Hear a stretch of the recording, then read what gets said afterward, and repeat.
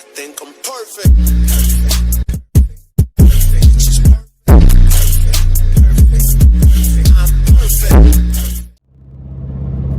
Hey, what's up, DNA family? It's your boy, Mr. Mopar DNA, and I'm back with another video. This is a video I was telling you I was going to do, just letting y'all know why I disappeared for so long. I know that my subscribers are not that much, but I still feel like this is a video I should put out because I did say that I was going to have consistency, but I have not exemplified that over the last couple months. As a lot of y'all know, if you have seen in my YouTube videos or in my own little separate VSG journey, which stands for vertical sleeve gastrectomy, I did have weight loss surgery, and I cannot say this any better. It is a true joy to have that surgery because it's brought me back to my life. It's brought abilities back that I thought I would never be able to do or have again. But with that being said, let's go ahead and hop into this video. So the reason I have been gone for so long, there was like 3 to 4 major things that happened. The first one is I moved.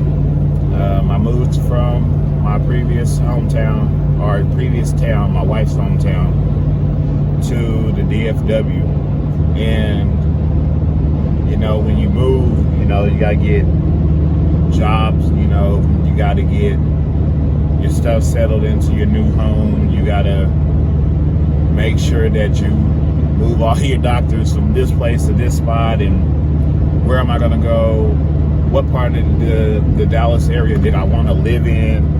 It was, you know, it was a whole lot of, I'm sorry guys, I gotta find me another car stand. If anybody knows of any good car stands that I can use so I don't have to keep adjusting. As we know, our people in the Dallas area know, highways aren't always the best thing. They will mess up a vehicle. But with that being said, I had to get my priorities back in line. I had to do my grown-up things here in the DFW, and that was it. It took a lot. It takes a lot of brain power. It takes a lot of will because you got to go through different things. Second thing, I had some complications with my weight loss surgery. As far as when you have it, you're not really hungry, and I struggled with making myself eat.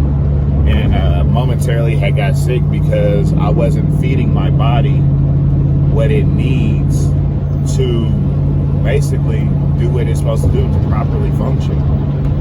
And it was a really scary dilemma. But, you know, I got that behind me. I'll definitely put that more into my Mopar driving, Mr. Mopar driving from 500 series, because I really want to tell people who really want to, you know, grasp a hold of what that is. I'm going to go ahead and put that more for them. Third, I was at a momentary loss to where I was really thinking about getting another car. I was going to get it. That's still, believe me, that's still in the making. But I was going to get another car. I was looking to get a Charger. I wanted a Scat Pack, or I wanted an SRT. And I've never been a fan of the shark body Charger.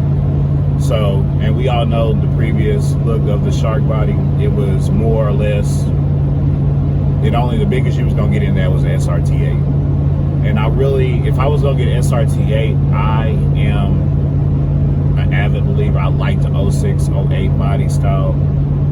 I love it. I love how big it is. I love the raw power of that engine, the way it sounds with that setup. And so I was like, it was new body Scat Pack or 06, 08 body SRT8. And I almost pulled the trigger. I literally almost bought the car and everything. But then come to find out, I just say it was God.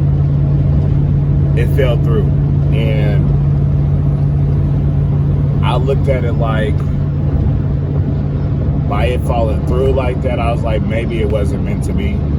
And I did have my, like, you know, like anytime you make a huge purpose, you ask yourself, is this that time? And I wasn't sure. But hey, it's all right. My fourth thing was I had to ask myself, was I getting tired of building my truck? And that answer took a minute, but it was probably the easiest answers of all of these questions so far. No, I'm not ready to quit building my truck. I love my truck. My truck is this is the first vehicle I truly paid off. Like, I own outright. This is my vehicle. And I was like, why would I give up something that I worked hard, I paid for, I love, I put money into, and I wouldn't, you know, the money that you put into is not going to be reciprocated. I'm not going to get nowhere near the money that I put into my truck back if I was to sell it. So I was just like, no, I love my truck. I'm going to keep building my truck. And within that, I joined the Texas Ram Club, the DFW chapter, and seeing other people who are still avid and building their trucks, and like having somebody to be like, okay, I like that. You know, it just gives you that little extra oomph of like, okay, let's work. Let's get this going. Let's push. So that right there helped out tremendously. I'm loving my rambling. That's, you know, so appreciate that truly. I just remembered there's a fifth. It's a huge one. So there's 5 things that I've been gone for so long. I'm going to start putting the pictures of it, but my truck was truly out of commission for like 2 months. When I moved here, like I said, you have to find a job. You have to find something. You have to find something that's going to be able to support you while you're here. Like, I'm letting y'all know, big cities, you can't. It's not like little cities. Oh, I can go 2 or 3 weeks without a job and find one, and then they'll work. No, you gotta have a job, and you gotta go ahead and get that. You gotta hit the ground running, guys. So with that being said, I had got a job as a courier, and I was like, you know, I got a truck. People are always looking for like big things to be moved, so okay, let's do it. I hadn't did it for a week. I think I was like in my 4th day doing it, and